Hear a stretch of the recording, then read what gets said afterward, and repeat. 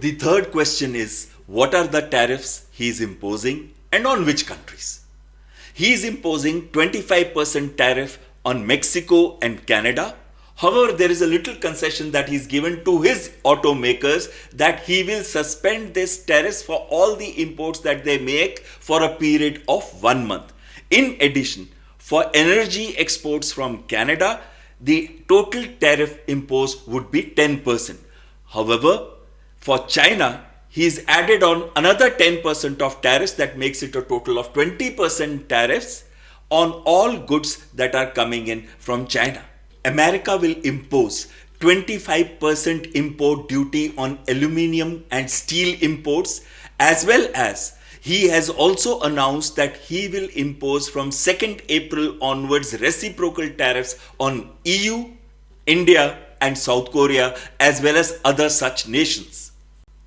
In fact, in his congressional address, he took India's name twice. First time along with EU to say that they impose significantly higher tariffs, and second time to say that India imposes over 100% tariff on cars and vehicles.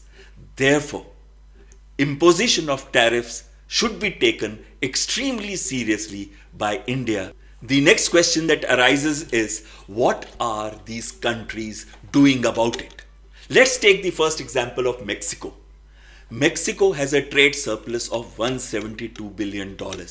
It exports vehicles, car parts, auto ancillary parts, oil, minerals, fruit and vegetables, electronic goods and computers to the US. 80% of Mexican exports are to the US, and therefore if these exports get affected, then Mexico will have a serious economic problem.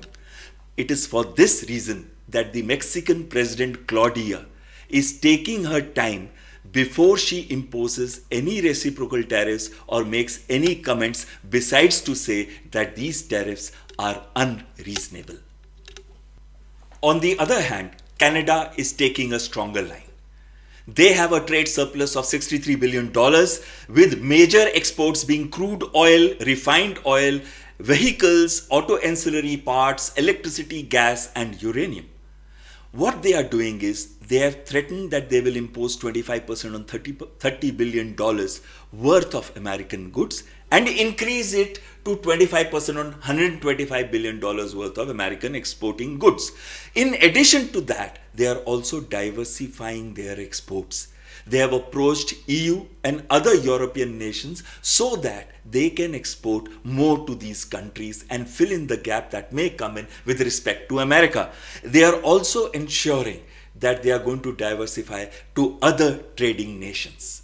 Canada has also indicated that they may stop the electricity supply to the border areas of US. In addition, China is imposing 10 to 15% duty on food and agricultural exports from the US, as well as they have blacklisted 25 American companies on national security grounds. The important question that arises is, what have these tariffs done? They have started an economic war or a trade war. Secondly, whom is it affecting?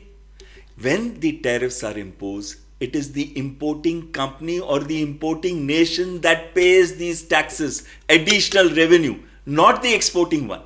If that good or input is vital for that country to import, the cost of the input of the goods will start increasing. Let us take an example. America has imposed 25% custom duty on import of aluminium and steel. So what happens when you make cars?